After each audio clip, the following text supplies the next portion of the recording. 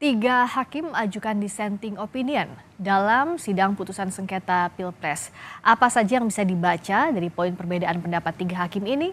Kita bahas bersama Bivitri Susanti, pakar hukum tata negara. Selamat malam Mbak Bivitri. Selamat malam, Mbak Friska. Kalau dari tiga hakim konstitusi mengajukan atau menyebutkan adanya dissenting opinion, pendapat yang berbeda. Apa yang Anda cermati? Karena tadi Prof. Mahfud juga bilang bahwa ini jadi sejarah adanya dissenting opinion di putusan sengketa Pilpres.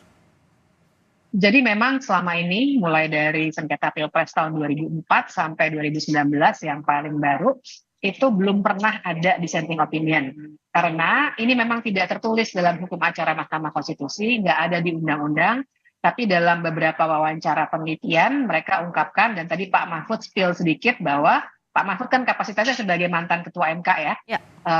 Dia spill sedikit bahwa sudah menjadi suatu kesepakatan bersama di antara para hakim supaya untuk perkara PHPU Pilpres ini mereka bulat suaranya 9.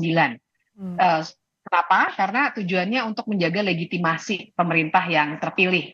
Jadi biasanya yang dilakukan itu mereka rapat permusyawaratan hakim, misalnya ada yang nggak setuju, rapat lagi, nggak setuju, rapat lagi, sampai akhirnya terjadi konsensus. Nah, rupanya tahun ini, seperti dia tadi katakan, nampaknya nggak bisa ada konsensus yang dicapai, sehingga baru pertama kali pecah telur, tiga hakim memberikan dissenting opinion. Dan kita semua tahu, tadi Mbak Friska sudah bacakan, dissentingnya sebenarnya keras. Tadi kan Mbak Friska kesimpulannya aja, tapi tadi saya memperhatikan betul, itu keras sekali kata-katanya. Diungkapkan dengan lugas gitu, bahwa memang telah terjadi pelanggaran, kampanye terselubung, bahasanya tuh begitu tuh. Jadi saya kira ini catatan penting yang menandakan bahwa PHPU Pilpres kali ini atau Pilpres kali ini memang luar biasa dibandingkan dengan Pilpres yang terjadi setelah Orde Baru. Ada agree to disagree yang terjadi di Mahkamah Konstitusi, akhirnya dissenting opinion ini dibacakan secara terbuka. Mbak Bivitri, dari poin-poin yang disampaikan tadi oleh Pak Saldi Isra, Bu Eni Nurbaningsi, juga Pak Arief Hidayat, apa saja yang dibaca? Karena sorotan soal bansos, netralitas aparat, itu tegas sekali disampaikan dalam pertimbangan seperti yang tadi Mbak Bivitri sampaikan, dibacakan oleh para hakim konstitusi ini di depan publik.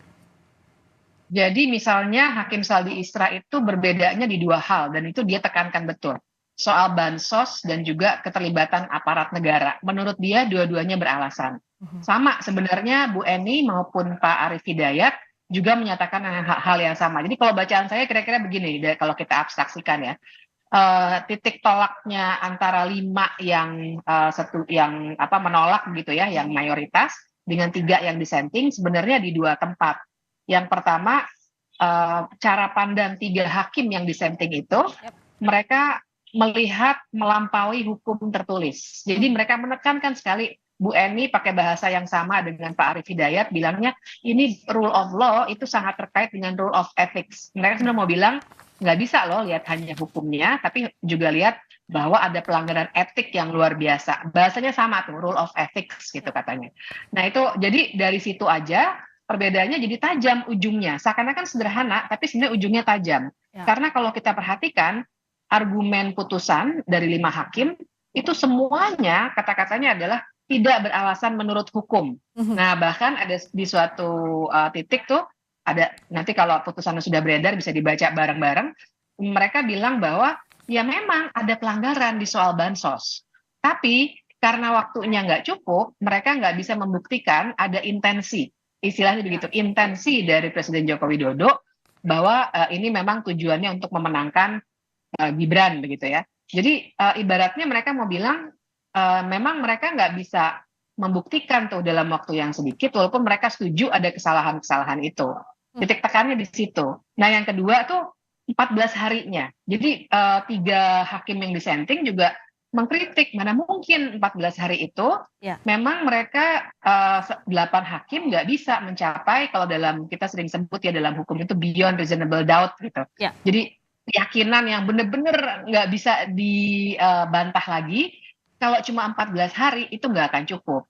Nah sementara 5 hakim yang mayoritas bilangnya ya udahlah pokoknya nggak berhasil dibuktikan. Nah gitu kira-kira. Jadi perbedaan besarnya di situ, sehingga ujungnya memang sangat berbeda. Tapi Mbak Friska, yang menarik menurut saya juga 3 hakim yang dissenting sebenarnya sama sekali tidak menyebut-nyebut soal Gibran. Hmm, Ya kan, mereka menyebutnya pemungutan suara ulang. Semuanya itu mintanya pemungutan suara ulang di beberapa daerah. ya. Jadi kalau saya membaca ini juga seakan-akan Mahkamah Konstitusi tetap tidak mau mengoreksi putusannya sendiri yang nomor 90 tahun 2023 Hmm, itu. oke. Jadi kan sebenarnya kan mereka yang memulai, kan kalau bahasanya Mas Budiman di Harian Kompas kan gitu. MK yang memulai, harusnya MK yang mengakhiri. Nah, mereka tuh seperti mau mengesampingkan fakta juga bahwa memang yang memulai semua ini gara-gara MK Ada putusan kemarin nomor gitu. Jadi 90 yang akhirnya mendahuluinya begitu ya, Mbak? putusan 90 yang bikin kekisruhannya mundur apa begitu ke depannya dirusak semua gitu. Itu mereka tidak koreksi sama sekali. Tidak disebut-sebut bahkan soal-soal yang terkait dengan putusan 90.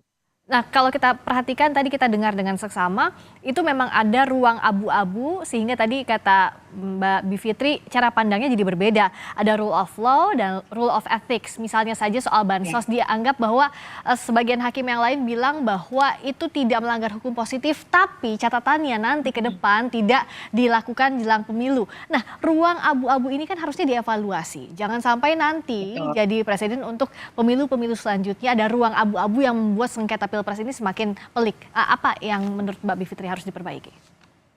Ya, memang walaupun ya barangkali ada sedikit kekecewaan dari sebagian pihak tentu saja ya, tapi kalau kita harus melihat silver liningnya, kita melihat positifnya, sebenarnya putusan ini berhasil membuatkan paling tidak beberapa catatan apa saja yang harus diperbaiki.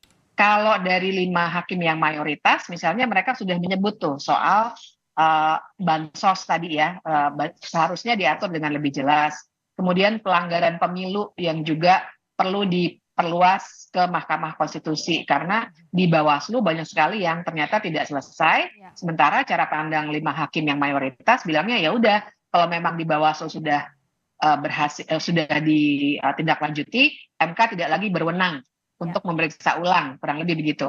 Jadi mereka memberi catatan seperti itu. Mhm. Sementara tadi Pak Arief Hidayat itu dalam dissenting opinion-nya bahkan dia merinci 1, 2, 3, 4 gitu ya. Ya. Salah satunya misalnya selain soal bansos, di bagian di Undang-Undang Pemilu juga ada beberapa hal yang kita semua harus perhatikan tuh, soal nepotismenya, kemudian kejelasan soal boleh tidak berkampanye, pengerahan aparat misalnya. Dan Pak Arief Hidayat juga membuat satu daftar khusus yang menarik sekali soal pentingnya undang-undang lembaga kepresidenan. Hmm. Nah, ini yang juga bisa mencegah presiden menyalahgunakan wewenangnya, terutama ketika mau pilpres lagi ya, menguntungkan entah dirinya sendiri, entah keluarganya seperti sekarang, atau Hmm. partainya. Nah, ini yang paling tidak ini PR kita ke depan, Ya. dan ini artinya sebagai judicial order, jadi perintah pengadilan sebenarnya Mhm. kepada pembuat undang-undang untuk membuat undang-undang baru ataupun memperbaiki tadi ya undang-undang pemilu, mungkin undang-undang yang terkait dengan bansos dan lain sebagainya. Ini harus ditindaklanjuti oleh DPR yang baru dan pemerintah yang baru karena pembuat undang-undang memang mereka. Ya. Nah, ini yang kita mesti tunggu dan kita mesti awasi kayaknya ini rame-rame Mbak Friska, soalnya kan ini sebenarnya situasi yang menguntungkan ya Ya. untuk partai-partai yang berkuasa. Saya Ya. khawatir sekali kalau nggak kita dorong, kita kawal, ya ini nggak akan ditindaklanjuti walaupun ini Mhm. perintah dari Mahkamah Konstitusi. Ya, kita sama-sama hormati putusan MK yang final dan mengikat, tapi di sisi lain juga harus ada perbaikan ke depannya, termasuk tadi judicial order yang disampaikan Mbak Bivitri agar hasil putusan Mahkamah Konstitusi betul-betul beyond reasonable doubt, tidak ada keraguan yang ditimbulkan di kemudian hari. Terima kasih banyak atas waktunya Mbak Bivitri Susanti, pakar hukum tata negara. Selamat malam.